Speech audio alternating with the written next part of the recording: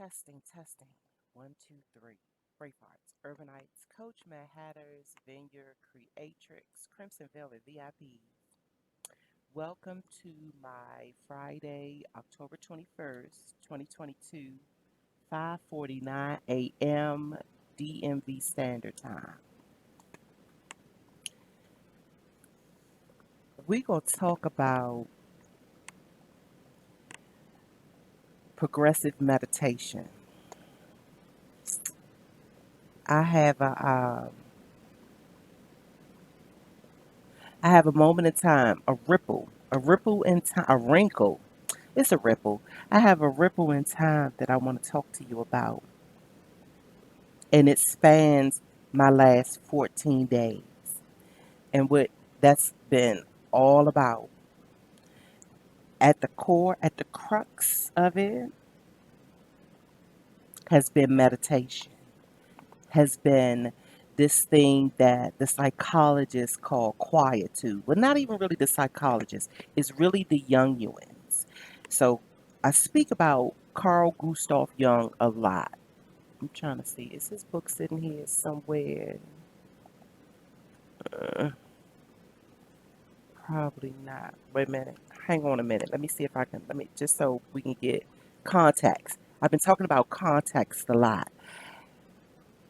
So much goes overlooked when context is missing.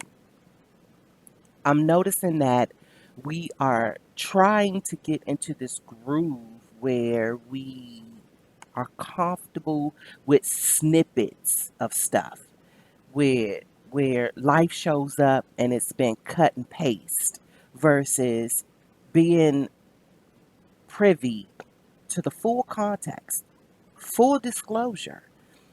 And when there are blind spots and all of these fill in the blank moments, your perception and your proper comprehension of what you're actually dealing with becomes compromised. Hang on a second. Just give me a moment.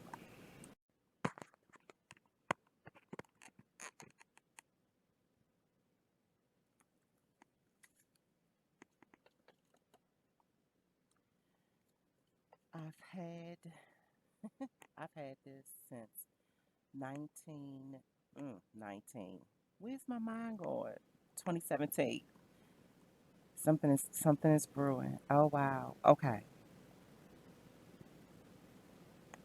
I already know that that was inserted into my mind for another reason. Anywho, I've had this and been hanging on to it. I already tell you how I do my books.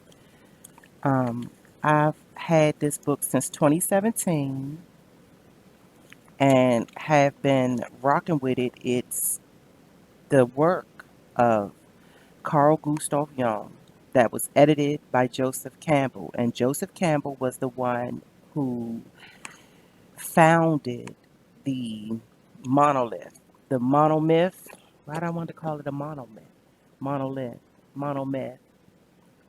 The hero's journey. So, studying psychology as a Jungian, not a Freudian. Don't fuck with. Oh, Sigmund Freud works my nerve. And I ain't even know the Bama. But he was more about psychology logically. He was more about logic and reason. And Jung was more about intuition and the subconscious. I was just writing a piece. One of my main characters is hashing out the thing called the collective unconscious. And I wonder, no, I don't think I can show it to you because I'm not on Zoom. If I was on Zoom, I could screen share. But so the collective unconscious, let's see if I could, because it's taken me a couple days to write this out. And because I longhand, I write my chapters out first before I type them up, mainly to keep my head, heart, hand. But it is called the head to hand coordination chart. And yes, that's the thing. That's a thing in the psychology world. There is this practice, and it's it's said that when you longhand, when you write things out, it um, it sharpens the cognitive gears, as well as make sure that your mentality and your ability to harmonize stays oiled, which is another thing. Wow, my goodness, all this stuff is ah. Okay, okay, all right, all right, all right. Ah. So, um, songversation.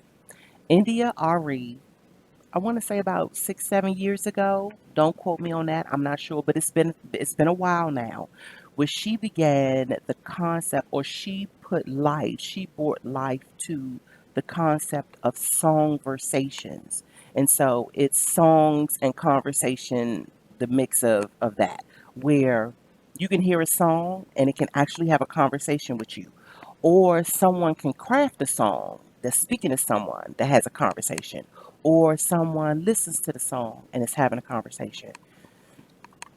But it happens in poetry, it happens in films all the time, which we're going to talk about. I don't want to forget to talk about my cycle of film meditation that I've been going through. A lot of people like to call it decoding, but I usually just go accordance to resonance. I don't really stick with logic and reason. And for whoever that does, that's fine. That is completely fine. I'm not talking to you. I'm not talking to you or about you.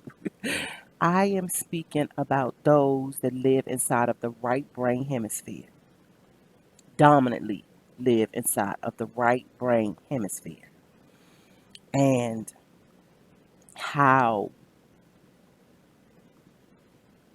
your trust in how you feel and how it resonates is what guides and drives you.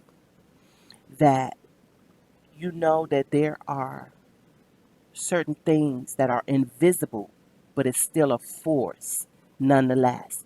There are some things that take place in this physical dimension that's unexplainable, and yet we try to stuff it into logic and reason. There are some things that will always be beyond our words, beyond our scope, beyond our particular comprehensions. No one ever in a lifetime will know everything there is to know about this realm. They will never, ever, ever know everything. But what could be done is the trust in that internal voice and how you feel. Sometimes to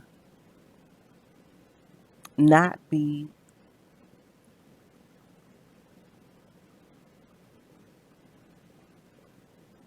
inflexible when there are no answers, and to get inside the thing called quietude. There's this thing called quietude. It's a real thing. You can go look it up. There's a thing called quietude, similar to solitude, but it's a mixture of active imagination and energy work. So, one of the things that I've been practicing for my own inner healing is how to direct energy. And I speak about it, I want to say, not as much as I should when I upload videos, but I'm getting better. But I do speak about it quite frequently in my conversations with other humans, and I speak about it outlandishly in my conversations with myself. So, hanging out with this form of psychology, I have been groomed through my intuitive studies, meaning the instructions that come from my internal dialogue. I've been following those instructions to a T Have I always been on point? No, because I still have things that I figure I need to work out. Probably don't need to work them out, but I'm figuring I do. But even in those instances, certain things are unfolding to bring solid comprehension. Like I'm beginning to have solidarity in how I connect my dots and for what reason during whatever time. I often speak about divine timing. And so when I must sit in quietude, there are so many things that emerge and that I uh, have done right by me with listening to them. So, Songversation, 2 days ago, I had this enormous urge to listen to the Wiz soundtrack.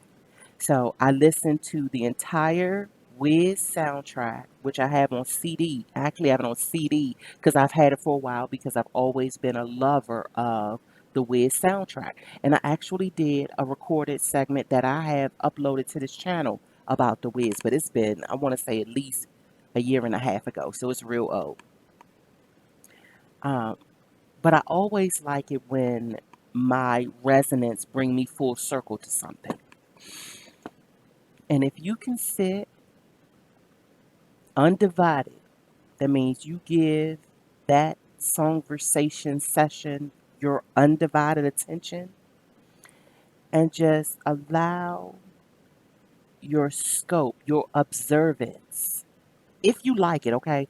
Well, you know what? I don't even think it matters whether you like it or not. I think that there are messages hidden inside of songs um, that can render you some insight if that's what you show up for. So I have been telling myself for the last 90 days, it's all about resonance and intent. Resonance and intent. I've been an intuitive being from as long as I've known my own name, just because I, I don't, I have this thing, whether I want it or not, haven't found a way to shut it off. And now at this point in life, I don't think I probably would. But there is this thing that happens inside of my quietude where things light up. They become very obvious. So when that happens, I'm learning and trusting to pay more attention to it and allow it to serve as my dot connector or my indicator of 6 degrees, whether close or separate. And so now that we're coming into this holiday season 2022, I don't look at the holidays the same. I haven't looked at the holidays the same or as mainstream commercialized cash days, cash cows, or the conventional religious constructs. I want to say for at least 8 years now. Now, when it first began, I wanted to chalk the whole thing. I wanted to chuck it all in the trash. I didn't want to acknowledge nothing. But then, hanging out with the metaphysical folks, I have learned that I could actually redefine the way I celebrate, the way I acknowledge. Hanging out with the young Yuans, I found out and realized that I could actually rebuild my energetic infrastructure around those things that I am affectionate towards and the things that I am not. Now, it gets a bit tricky because everybody loves to be ultra positive. And so, with me always standing my ground with, I deal in resonance. And so, if inside my heart is resonating bliss and joy, then that's what I will render to you. If it does not, I won't. And I won't feel two ways about it because I've always said, always, always, always, I've always said, you'll know the truth by the way that it feels. Now, it doesn't mean that it's going to always be happy, but it definitely doesn't mean it ought to be ignored.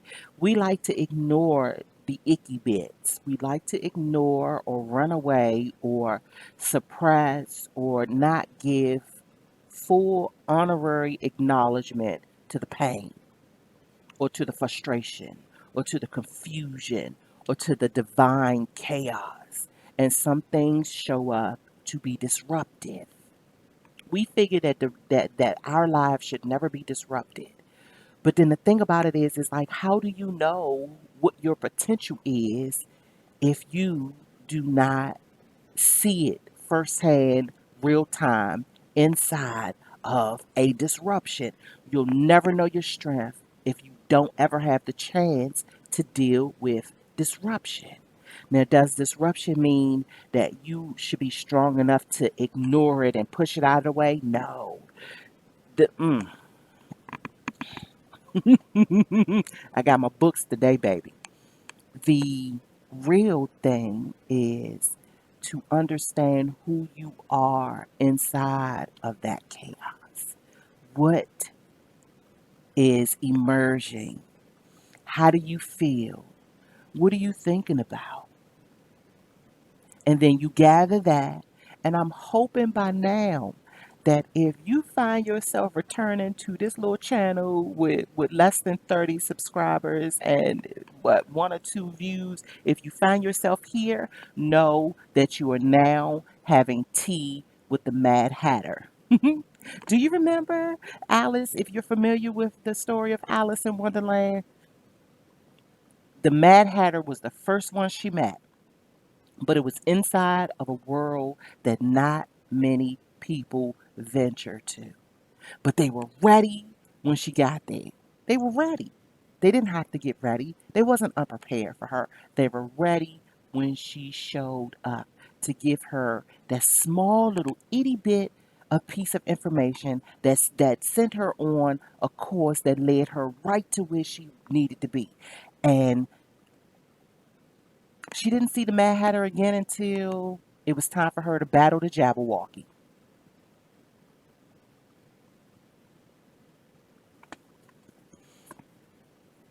Daring to be great in whatever capacity you consider great is always going to come with disruption. And sometimes disruption shows up just so you can get clear about some stuff.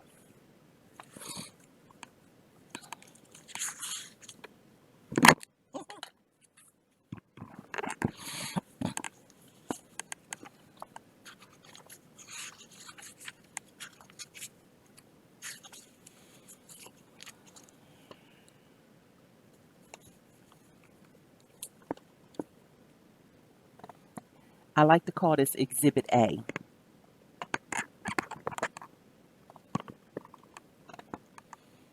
The phrase daring greatly is from Theodore Roosevelt's speech, Citizenship in the Republic.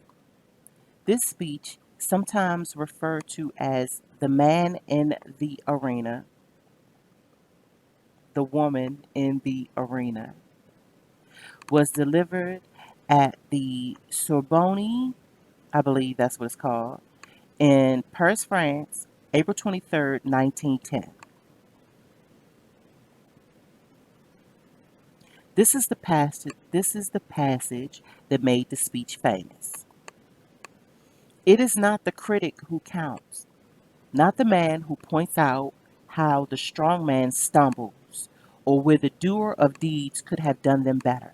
The credit belongs to the man who is actually in the arena, whose face is marred by dust and sweat and blood, who strives valiantly, who errs, and who comes up short again and again, because there is no effort without error or shortcoming, but whose but who does actually strive to do the deeds, who knows great enthusiasms, the great devotions, who spends himself in a worthy cause, who had who at the best knows in the end of the triumph of high achievement, and who at the worst, if he fails, at least fails while daring greatly.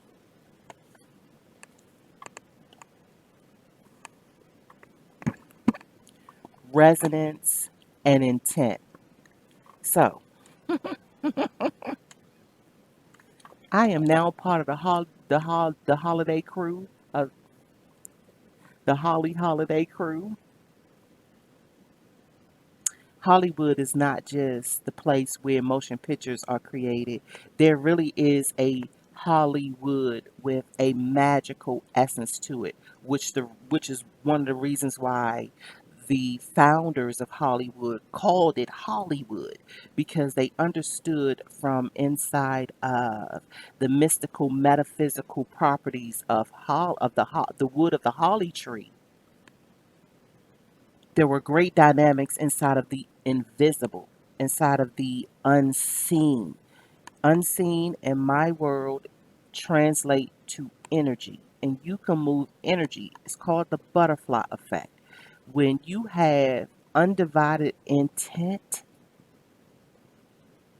inside of your imaginal realms, and imaginal is not the same as imagination. Imaginal is all about images and visuals. That's the reason why vision boards are so popular. But you don't necessarily have to have a physical vision board. You can train your visions inside of your non physical spaces, and they work just as potent as if you brung it out into the physical and made an actual board. Both are substantial, however way you do it. Just do it.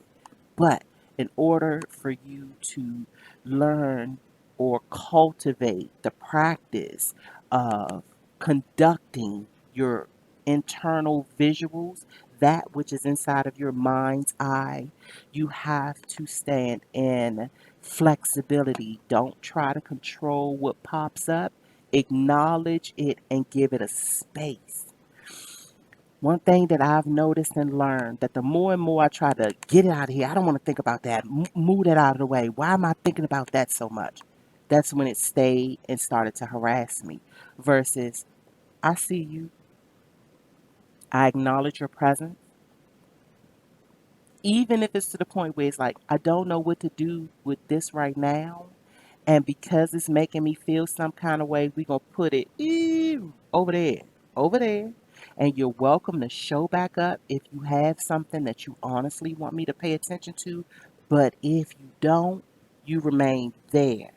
See, the trick about it is with energy, energy controls the images, and it literally serves as your security, or your bouncer, if you will. So inside of your imaginal spaces, you can actually visualize a velvet rope. And so you know how in VIP, there's a bouncer right there at the velvet rope. And if you don't have proper credentials, or you don't have the clearance, if your name ain't on the list, and you honestly can visualize these big buffy bouncers, you can even give them wings if you want to. If you don't have proper clearance, whatever it is, person, place, or thing. Doesn't matter what it is. Like, it honestly even works for like a horror film that now got you spooked. All you have to do is give it direction, and you can give it. Um, you can speak direction in your inner voice. You don't even have to use your outer voice. Your inner voice is just as potent as your outer voice. But it takes practice. It takes solitude. It takes quietude. It takes trust. And it takes bond. And only that can be constructed through undivided attention, which means you got to get quiet. You have to control your distractions. Some disruptions, so like I say, some disruptions are divine.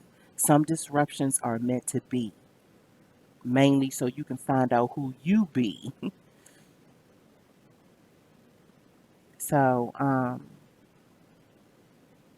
Conversation, The Wiz. And that could be done with any soundtrack, with any compilation, as long as it is what I like to call messaging or messaging, like it has a messaging capability. If it has a message that you already resonate with, well, not even already, that has resonance. Okay, let me just say that because some songs, all depending on person, place, or thing, can throw you off. So, and it's not even more so about songs that you like, because I'm gonna tell you on the Wiz selection number two, and I even wrote about this the other day. I love the song. I think I might have spoken about it before, where it's like, how do you bop to something and the lyrics be like, "You can win," but I swear, inside of a quietude, it's almost like my bouncers are singing that to those that ain't letting in. So the comprehension cycle, when you tap into, let's say, a Mayamuna Youssef, now that's one to meditate to. Her messages are so powerful. And I'm talking about from beginning to end. Her production company is with DJ Dummy and it's called Vintage Babies. And if you listen, I'm telling you, compilation, I mean, selection after selection after selection on that entire album. And they have an album called Vintage Babies. You can rock out to that. You can set the pace and get in your space. Yeah, go on, take a taste. It's a beautiful thing. But yeah, so I'm holiday. I've already enlisted. I've already signed up to be part of the energetic holiday crew, and I'm the Mad Hatter. And the interesting thing about it is, I don't even need folk to come to me in the physical space. Nope, nope. We got the imaginal realm on lock, and I've done my due diligence to be positioned where I am for the cause of what's going down. What's going on? What's going on? I've been talking about this for nearly 3 years now. There is this big mama energy that is coming in, and it is going to be leveling up those who seek through their intuitive channels. Enlightenment is not going to be the same. I've been saying this and saying this, and everybody wanted to treat me like I was some kind of lame. And the only thing that I can do right now is be so grateful that even in my moments of hurt, I stuck to what I stuck to. So happy for that. So grateful for that. And no matter what, because people will still lurk in the shadows and they will do their little whisperings and they will enact their right to divide and conquer. Remember, we were raised by this American motif that loves COINTELPRO, that loves to divide and conquer, that loves to just wiggle themselves right on in and be disruptive as fuck. That's what they love to do.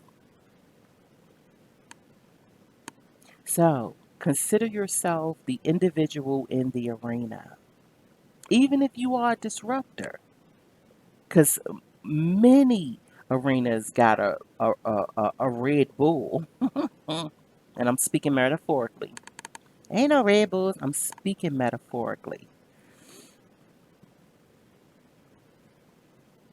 So your undivided attention, which is going to counteract this microwavable cut and paste little clip it snippet ripple in energy that seems to be on the agenda. That seems to be the agenda item now.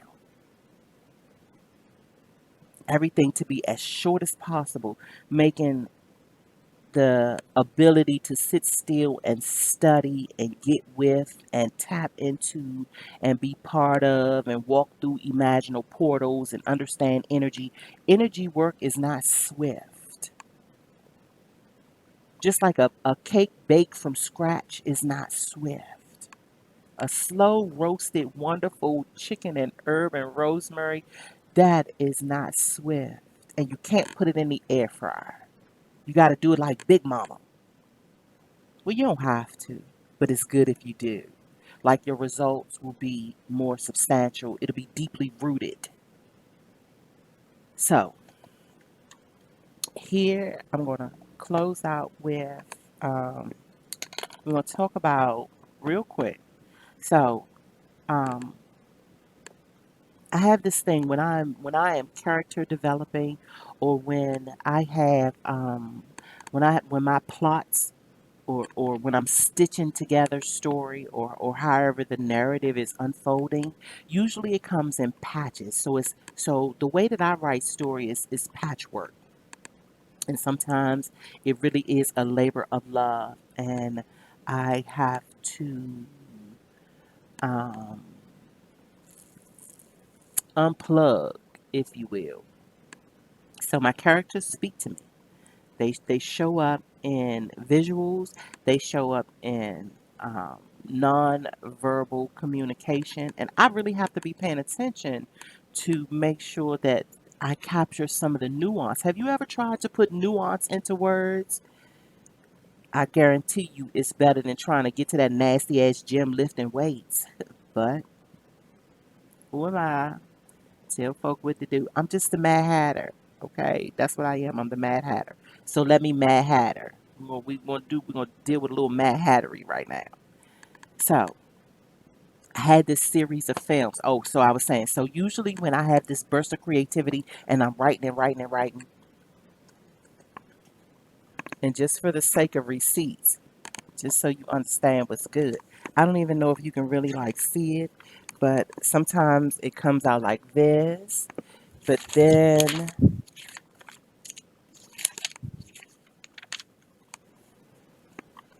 then it comes out like this, and it really do come out. And just for the sake of time, dates and stamps, this book was just dropped off to me last week. So just to give you an understanding of how it's been pouring out, like I honestly could not tap into this groove if I was tussling and struggling with some dude that want to come disrupt my grinding. Oh, disrupt my grinding.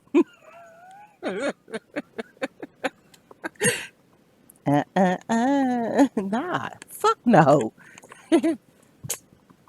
So, I say that to all of the magical beings out there. And magical can be translated into whatever word that resonates with you. It's whatever that flow is that you can feel in your heart is bounding you with a unique sensibility or a unique stance in your creativity, or you feel closer to what you feel you are purposely meant to drive. Anything that takes you away from that is interrupting your grinding. And I can be speaking metaphorically when I'm talking about grinding. It still registers the same. So, like to all the poets out there, the songwriters, the producers, the performers, the dancers, the choreographers, the interior designers, the flowists, the lyricists, like there is a particular currency.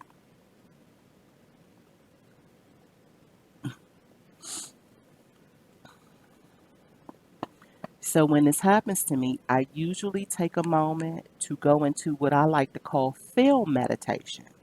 There are certain films that move me or render me, no matter how many times I've seen them, they render me a certain state of mind, state of heart. And then they also remind me of certain things. So I'm going to give you a few of them that I've sat with in the last 72 hours. The first one is Red Joan. And so, um, wait a minute. And I was sitting here wondering, am I going to give you like the summary of each of them? So, Red Joan was charged with being a spy um, in the dealing with the British Secret Service, and so the let me see if it'll tell me. Uh,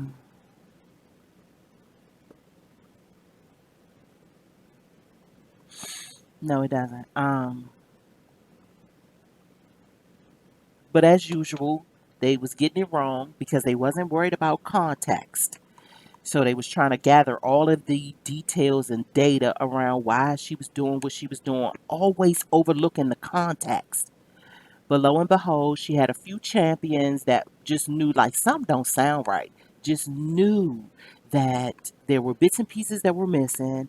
And so through the championship of others, her story began to uh, attract the nuances that really did matter and made a difference. And it changed the whole baseline of her intent, which they wanted to charge and convict her for being one thing, and those little nuances, those little moments where they were able to fill in the blanks, brought forth a whole new truth that bust that case wide open.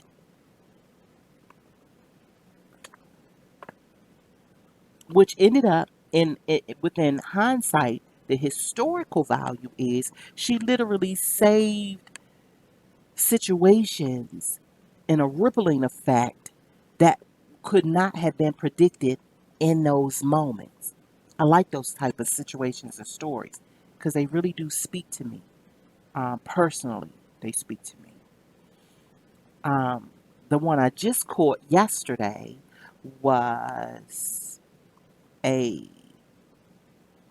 story that was actually a film, actually based in real life, meaning that some of this stuff really did happen, or most of it really happened, and it was the story of Catherine Gunn. And so, yet again, she was a British citizen, but she actually was a whistleblower regarding the Iraqi war, and they honestly wanted to shut her up. Regular civilian, they wanted to shut her up. Now, her story is a little, it has like peculiarities to it because she was hired to be a spy. So, what she did was she sat at a cubicle all day listening to regular folks. Email, I'm not listening to regular folks' conversations, voicemails, to see if there was anything that she needed to forward to the higher ups. So they trained her, listen out for this, listen out for this. If you know, woo woo woo, and if you detect anything, pass it along. We really be acting like, everything that's voice recorded is voice recorded. But there was something that she noticed from all her observing and her listening, that when a memo came across her desk, it was once again something don't feel right, something don't sound right, something is not right. And so she began the string of events that ended up in her being labeled a whistleblower, trying to be charged as a whistleblower, and was really going to be convicted and imprisoned. Now, she didn't actually stop a war, but she did raise the awareness of some true illegal activity that was going on, that the powers that be would have honestly just buried her up under the jail for saying certain things that they didn't want to be said. But what she was doing actually was for the betterment of the people at large. And if it wasn't for a handful of champions who was like, the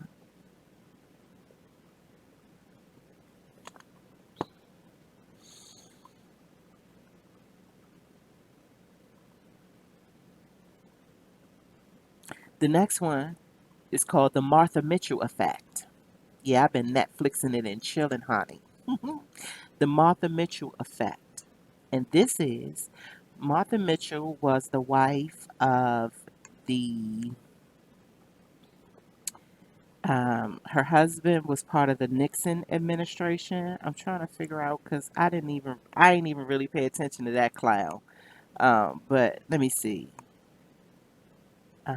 Ba, ba, ba, ba, ba. It's not, it don't have it here. But anyway, because Martha Mitchell was so outspoken during the Nixon administration, they labeled her crazy. They put out all of this paperwork that others would read about her.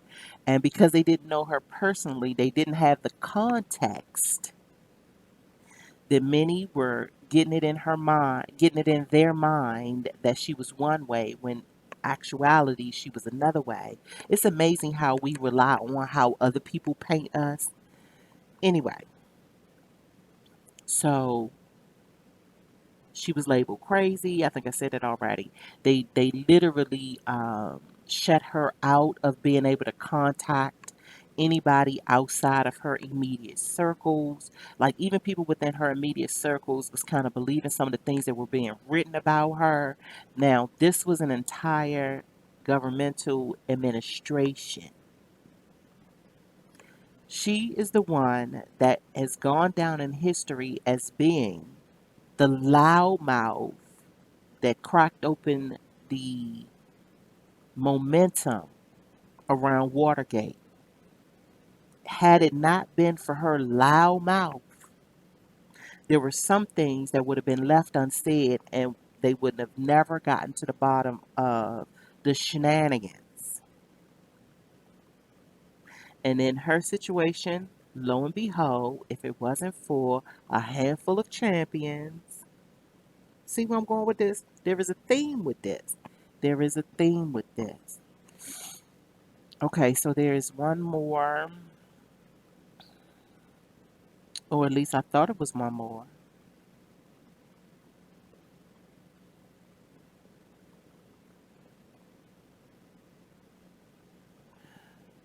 Now this one, and then I actually have two more that I'm gonna speak of before I close out. So Malida. Um, I know I'm gonna have to look at that. Yesterday was the first day that I actually even knew anything about this story. And I'm gonna have to look at it again because I was a bit confused because I'm still not very clear on certain things that were surrounding World War II. Um, so I know I'm gonna have to do my backstories, my backdrops to this because, of course, all of it cannot be caught in a film, and not nor do those that create the films want it to be all the actualities to be caught inside of the film. They have creative license and they kind of do whatever it is they want to do. So I know a lot of seeds were planted inside my curiosity. So I'll be doubling back to that and probably will speak about it a little bit more after I get to a certain place of confidence. In the meantime, I'm gonna close out with this. About a week, about a week, about a week ago, I was knee deep in character development for this main character that is so fascinating to me. And I would give you the character's name, but something tells me that it's a little wacky. There's some wacky shit going out here in these cyber streets. Just know, um, I am thrilled by her. She is an open, unique sensibility that I wish I could be. But she has this class, and she's directed her class to go and take a look at the film Chocolat and the film Woman in Gold. So her class has before they resume again, they have to go take a look at both of those films, giving their undivided attention and pulling keynotes out as it resonates with where they are right now, where they've been, where they want to go. And so on the back end, after they've discussed it, then every student will need to produce an essay in accordance to the combination of keynotes they gathered from those two films. Chocolat has always been my favorite because it speaks about a mystic who's inside of this Christian community, and the way they treat her goes totally against their morality, if you will, their conventions. She's the one, the mystic.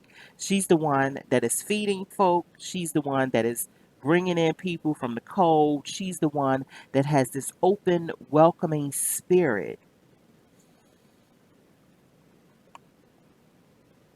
And through her food, folks are healed, people's relationships are rebonded, marriages got their the sensuality, sexuality in in some marriages bring the color back into people's lives. She's welcoming. Very, very, very intriguing story. And besides, Johnny Depp is in it, and I just love Johnny Depp. I don't know him. How about this? I love his artistic sensibilities in what it is he portrays, the way that he portrays them.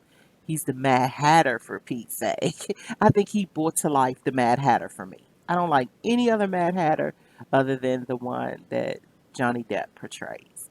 Um, and then the Woman in Gold really is just a story about a woman who was determined to be reunited with her family's artifacts that were stolen and now propped up inside of a museum, and all that she had taken to get those things, to get that one particular piece retrieved, and how she bet on the underdog. She had an underdog to represent her. He was a relatively new attorney, and all of these big wigs, all of these big bound attorneys was coming for her to solicit for her business, and she was like, "No, no, I'm going to stick with my underdog." And he represented her. And this was just one champion. Even though there were other champions, he led the cause. And it was the one that nobody had faith in. In her resonance, she knew, and she didn't let anybody steer her away from what she felt in her heart. And because of that, that connection was meant to be. And so there you have it. Voila. History in the making.